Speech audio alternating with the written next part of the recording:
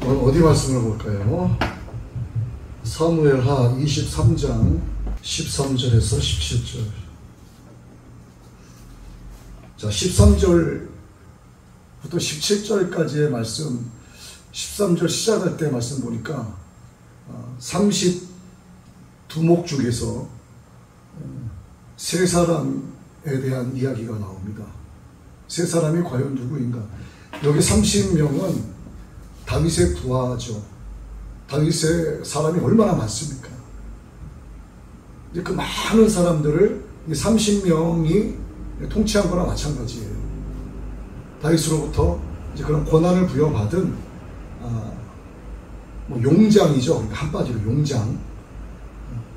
그러니까 다윗의 아주 충성된 아주 훌륭한 장수들, 아주 충성스러운 장수들. 자, 그 가운데 세 사람을 이야기하고 있는데, 이 30명 가운데 세 사람의 이름이 그 위쪽에 나오고 있어요. 8절에 요셉 바세벨이라고 하는 사람이 하나 나오는데, 그리고 두 번째는 엘르아살이라는 사람이 나오고, 세 번째는 삼마라고 하는 사람이 나와요. 그러니까 이 30명 중에서도 으뜸가는 용장들이죠. 이 용장들이 무엇을 했는가를 오늘 말씀을 통해서 볼 수가 있습니다.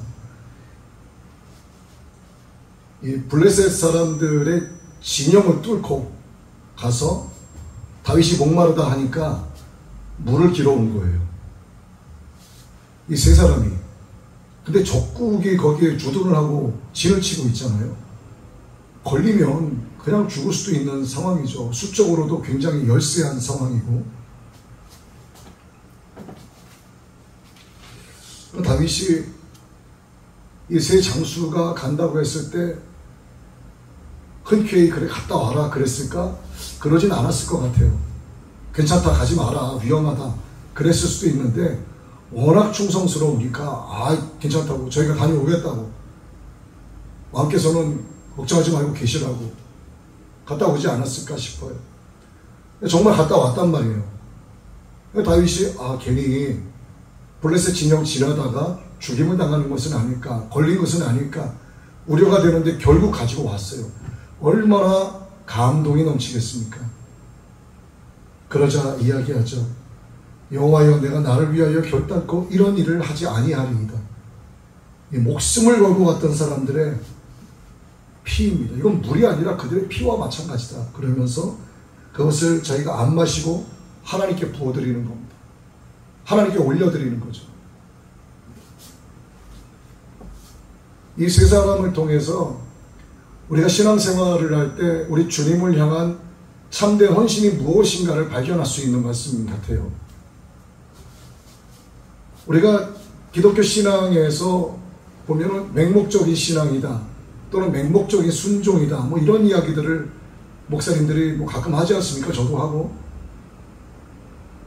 오늘 이 세 사람을 보니까 이게 과연 다윗을 향한 맹목적인 복종인가, 맹목적인 순종인가, 맹목적인 헌신인가, 아니면 하나님 보시기에 합당한 순종인가 하는 것을 우리가 여기서 발견할 수 있어요. 다윗은 사람이죠. 인간이기 때문에 실책을 하면서 살아갑니다. 전쟁터에서 적군의 어떤 그 블레셋 요새가 있는 베들레헴 성문 곁 그 우물물이 생각이 난 거예요. 얼마나 목이 마르겠어요. 다윗만 그랬겠습니까? 그리고 물을 한 바가지만 떠왔겠어요. 세 사람이 갔는데 많은 양의 물을 떠왔겠죠. 그러니까 왕도 드시게 하고 자기들도 마시고 자기 부하들도 좀 이렇게 마시게 하려고 간 것은 아닌가. 근데 다윗이 어쨌든 발언을 한 거예요. 그 우물물에 물이 생각이 난다. 이제 목이 마르다 했겠지. 마시고 싶다고 했을 때 왕의 소원이니 세 용사가 적진을 돌파하고 지나가서 베들레헴 성문 곁 우물물을 길어갖고 다윗에게로 결국 돌아옵니다. 다윗이 자기의 욕구 만족을 위해서 부하를 위험에 빠뜨린 커다란 실책이라고 볼 수도 있어요. 저는 조금 전에 저를 투사해서 다윗을 한번 봤어요. 내가 만약에 다윗이라면 어떻게 했을까? 가지 말라고 했을 것 같아요. 그런데 끝까지 가겠다고 하면 그냥 못 이기는 척하고 조심들 하고 갔다 와라, 그랬을 것 같습니다. 근데 이것은 다시 말씀드리지만 저를 투사해서 다윗을 봤기 때문에 이렇게 설명한 거지, 다윗이 그렇게 했다라고 말씀드리는 건 아니에요. 근데 다윗은 어쩌면 이랬을 수도 있어요. 갔다 온다고 하니까 아무 생각 없이 그래 갔다 와라, 빨리 갔다 와라, 이렇게 말리지 않고 흔쾌히 이렇게 얘기했을 수도 있습니다. 이건 견해예요. 이랬을 수도 있고 저랬을 수도 있다. 그런데 17절 말씀을 이렇게 보니까 내가 나를 위하여 결단코 이런 일을 행하지 아니하겠다라고 다윗이 결단하는 것을 보면 부하들에게 위험하니 가지 마라 이런 얘기는 안 했던 것 같아요. 그래 갔다 와 이랬을 것 같습니다. 그래서 자기 욕구만족을 해소하기 위한, 그래서 자기에게 충성스러운 부하 3명을 위험에 빠뜨릴 수 있는 실책을 범했다, 이렇게 말씀드릴 수 있다는 거죠. 근데 여기서 위험한 일에 자기의 생명, 목숨을 아까워하지 아니하고 오직 왕을 위해서 이렇게 위험한 일을 수행하세 용사의 헌신을 생각을 해봐야 되겠죠. 이 용사들이 해야 될 일이 무엇인가? 왕이 목마르다고 하니 물을 떠다주는 것이 용사들의 역할인가? 아니면 전쟁에서 이겨야 하는 것이 이들의 역할인가? 이 용장들, 이 맹장들의 역할은 전쟁에서 승리하는 것을 사명으로 부여받은 자들이란 말이에요. 그런데 그것과 관련 없는 왕의 사적인 감정에 헌신한다는 것, 사적인 감정에 헌신한다는 것, 사적인 요구에 자진해서 이렇게 헌신한다는 것을 봤을 때 용감하기는 하다. 그러나 자신들의 맹장으로서, 다윗의 장수들로서 본연의 직무를 잊은 어쩌면 우매한 행동이 아닌가, 이렇게 볼 수도 있다는 겁니다. 지도자의 헌신의 요구를 맹목적으로 따를 것이 아니라 전후 사리를 좀 따져서 합당한 순종을 해야 한다는 거죠. 히브리서 13장 7절의 말씀을 한번 찾아보겠습니다.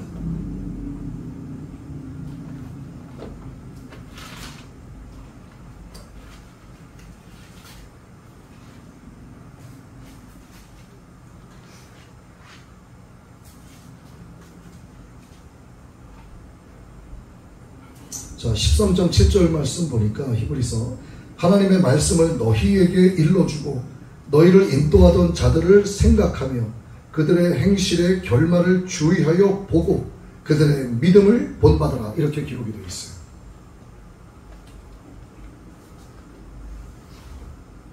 전후사리를 따지고 생각을 좀 해봐야 된다는 이야기죠. 그래서 합당한 순종을 해야 된다 하는 말씀입니다. 그 헌신이 하나님을 향한 헌신이라고 하면 하나님은 완전하시잖아요. 하나님의 도는 완전하시고 여호와의 말씀은 진실하시기 때문에 우리가 갈 바를 알지 못하고 순종해서 고향 친척을 떠난 아브라함처럼 실수 없는 헌신이 될 수 있다는 거죠. 이것이 하나님을 향한 온전한 순종일 때. 근데 이것은 사람의 감정에 대한 순종이었단 말이죠. 제가 담임 목사이긴 하지만 성도분들에게 내 사적인 욕구를, 사적인 어떤 요구사항을 의뢰했을 때 거기에 대해서 굳이 순종할 필요가 없다는 거예요. 그러니까 예배와 교회와 하나님을 향한 어떤 의뢰가 아니라 100% 나의 개인적인 요구를 위한 그런 것을 의뢰했을 때는 무작정 아멘하고 따를 것이 아니라 생각을 해야 되는 거예요. 이게 정말 하나님의 뜻에 합당한 것인가? 자, 예를 들어서 말이죠. 교회 어떤 예쁜 여집사님이 계셔. 근데 제가 말이죠, 전화를 해서 집사님 오늘 저녁 시간이 어떻게 되세요? 라고 얘기했어요. 그래서 왜요? 목사님 그럴 거 아니에요.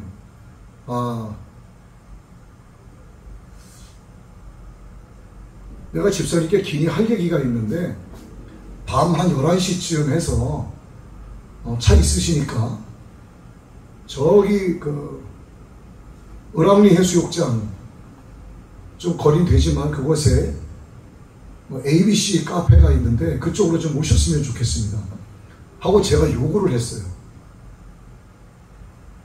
자, 이럴 경우에 그 집사님은 어떻게 하셔야 될까? 목사님 무슨 일인데 전화로 말씀하시면 안 될까요? 시간도 늦고 그리고 밤중이라서 좀 밝을 때 만나뵈면 안 될까요? 아닙니다. 무작정 나오세요. 제가 할 말이 있습니다. 제가 집사님을 얼마나 아끼고 있는지 아시죠? 그 전화를 끊었어. 그 여집사님이 전화를 받고 어떻게 행하는 게 옳을까요? 무작정 아멘하고 가는 게 좋을까요?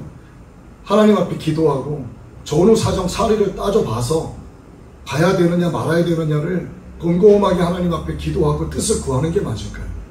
후자가 맞겠죠. 바로 그와 같은 걸 이야기하는 거예요. 맹목적인 헌신은 안 된다는 얘기입니다.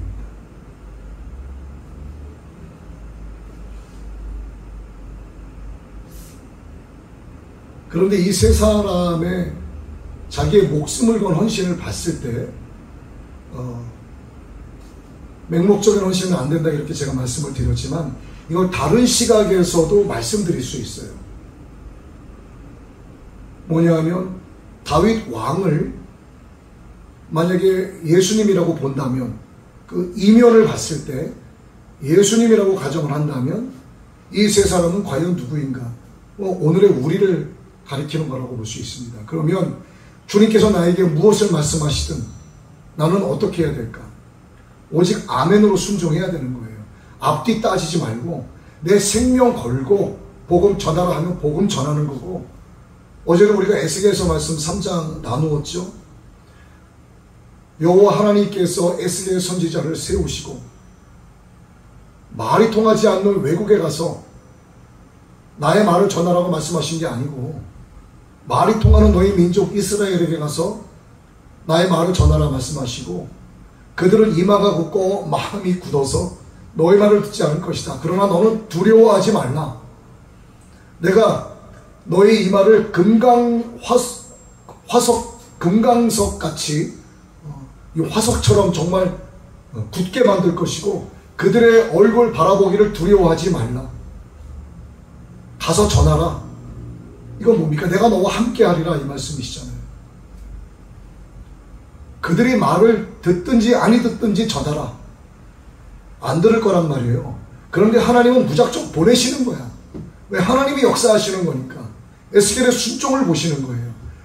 그러면 앞뒤살이 따져봤을 때 듣지 않을 자들에게 가서 복음 전하는 것이 복음의 생산성이 있을까 없을까? 인간적으로 계산하면 생산성이 떨어지는 거예요. 그러면 똑같은 힘을 갖고 똑같은 시간 동안에 똑같이 전도를 했을 때 열매를 맺을 수 있는 곳에 가서 복음을 전하는 것이 복음의 생산성이 있는 거예요. 나의 말을 아예 듣지 않는 곳에 가서 전하면 비생산적이란 말이에요, 영적으로.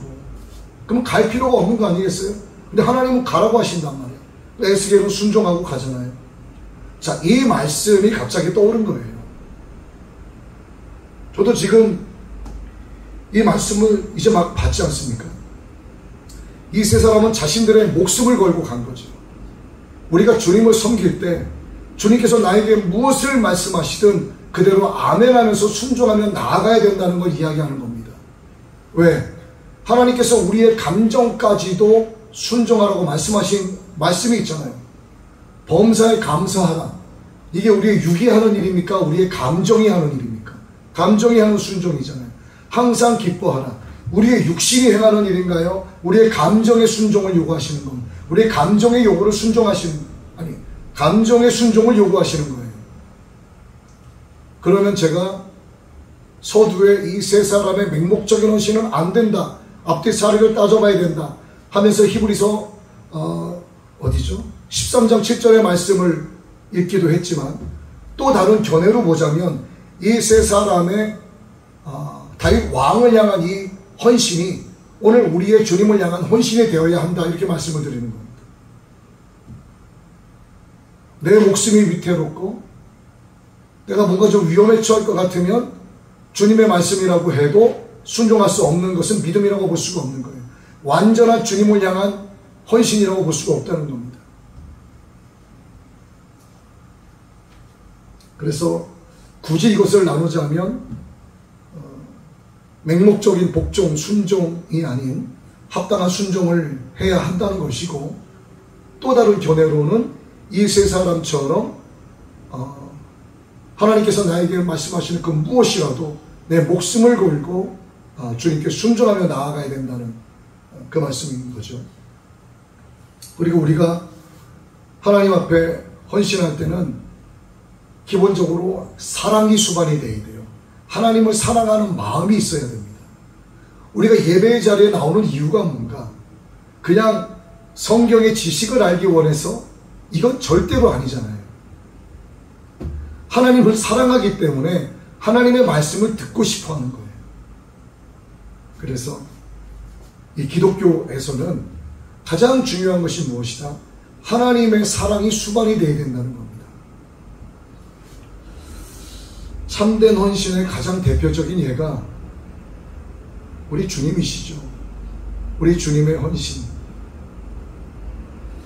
예수 그리스도께서 십자가에서 희생 제물이 친히 되셔서 자기 자신을 십자가에 달리게 하셨습니다.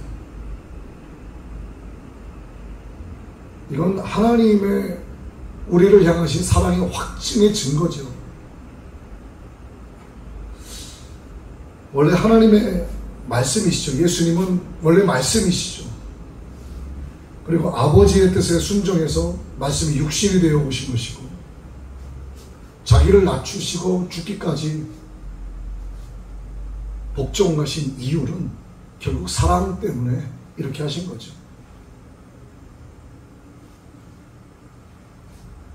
갈라디아서 2장 20절의 말씀은 우리가 저뿐만이 아니라 많은 목사님들이 많이 인용을 하죠. 내가 그리스도와 함께 십자가에 못 박혔나니, 나를 위하여 사랑 때문에 십자가에 못 박히신 예수님을 따라 내가 2000년 전에 그 자리에 존재하진 않았지만 오늘 나는 내 안에서 주님과 함께 십자가에 못 박혔음을 고백할 수 있어야 된다는 겁니다. 그렇기 때문에 내가 지금 하나님께서 내게 인생이라고 하는 시간을 아직까지 부여해서 코로 숨쉬게 하실 수 있는 이런 육신으로 살아가는 의미가 무엇인가를 이제 재발견해야 된다는 거예요. 내가 육체 가운데 사는 것은 나를 사랑하사 나를 위하여 자기 몸, 예수님의 몸을 스스로 버리신 하나님의 그 아들을 믿는 믿음 안에서 사는 것이라. 하나님의 그 사랑, 예수 그리스도를 믿는 믿음 안에 있을 때 지금 내가 육체 가운데 살아가는 존재의 의미가 부여되는 것이지, 그것이 아니면 육체로 살아가는 의미가 없는 거예요. 어차피 죽으면 지옥불에 던져지고 그냥 사망 권세가 되는 겁니다. 사망 권세가 나를 엄습하는 거기 때문에 하나님께서 나를 이 세상에 나게 하신 하나님의 창조의 목적과 전혀 별개의 삶을 살아가니 하나님의 기쁨이 될 수 없는 인생이 되는 거죠.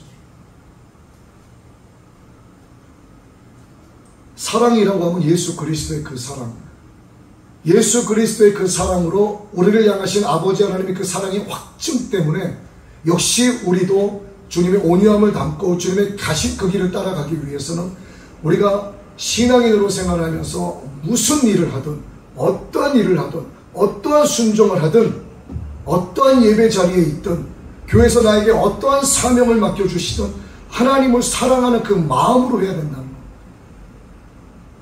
에베소 교회에 하신 경고의 말씀이 있잖아요. 그래, 네가 싫어하는 니골라당 나도 싫어하고, 네가 사람들에게 뭐 교리대로 하고 원칙대로 하고 다 잘한 거 정말 잘했다. 그러나 너에게 문제가 있는데 처음 사랑을 잃어버렸다. 하나님 만난 그 감격적인 처음 사랑을 잃어버렸다고 말씀하세요. 그리고 무서운 말씀하시죠. 너의 촛대를 옮겨버리리라. 처음 사랑을 회복하라고 말씀하시지 않습니까? 그래야만 하나님 나라 낙원의 생명나무의 열매를 먹게 되리라 말씀하신 거예요. 이게 뭡니까? 사랑이잖아요. 사랑. 하나님이 날 사랑하시는 것 첫째군요. 내가 내 이웃을 하나님이 날 사랑하신 것처럼, 내가 내 몸을 사랑하는 것처럼 내 이웃을 사랑하는 것이 둘째 되는 계명. 이 세 사람, 세 부하의 다윗 왕을 향한 순종은요, 사랑이었습니다. 사랑. 마치 맹목적인 것 같지만 이들 마음 가운데는 사랑이 넘쳤어요. 다윗이 이 30명의 부하를 대표하는 이 3명의 부하에게 막대했을까요? 절대로 그렇지 않죠. 얼마나 이들을 위해 줬겠습니까? 얼마나 이들을 아껴줬겠어요. 이들이 전쟁에 나가서 목숨 걸고 싸워 승리해서 돌아왔을 때 다윗이 이들을 얼마나 높여줬겠습니까? 또 이들만 높여줬을까요? 이들의 가족, 이들의 자식들, 다윗이 제가 왕이라면 저는 그렇게 할 거예요. 그러니까 이들은 다윗 왕에 대한 감사가 넘치는 겁니다. 다윗 왕을 사랑하는 거예요. 왕으로서 부하를 사랑하는 그냥 어떤 이론적인 관계가 아니라 정말 다윗 왕이 나와 내 자식들과 나의 모든 가족들을 사랑해주고 있다고 하는 것을 이 사람들은 느끼는 거예요. 그래서 사랑을 다해서 다윗의 감정에 욕을 하고 할지라도 순종을 하는 겁니다.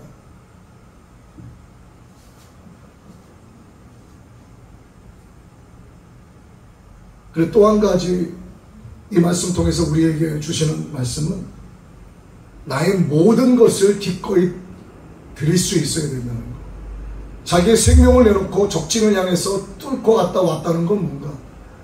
나의 모든 것이 뭘까요? 나의 가장 중요한 것은 하나밖에 없는 내 생명이잖아요. 이거를 그냥 왕께 드리겠다는 겁니다. 아낌없이 드리겠다는 거예요. 마게도니아 교회들에게 하나님께서 은혜를 주셨습니다.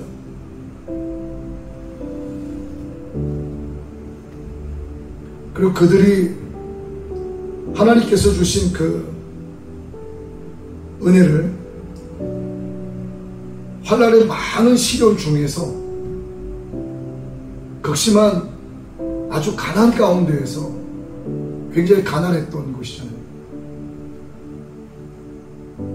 성도들을 위해서 그들의 힘대로 도울 뿐만 아니라 자신들의 힘이 여기까지임에도 불구하고 힘을 넘어서 자원해서 자신을 먼저 주님께 드리고 성도들을 섬겼어요.